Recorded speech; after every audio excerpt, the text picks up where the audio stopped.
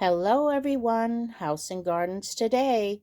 Today I'm going to follow up on the cactus. You can see that it is budding and it's getting ready to flower. Now I was going to maintain it, give it a little bit more water, but I think I will hold off because I do not want to overwater it, because if you overwater it, the buds will just fall off.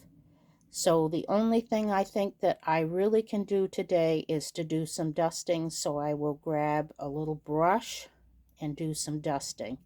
But isn't this beautiful? So this is blossoming at Christmas time.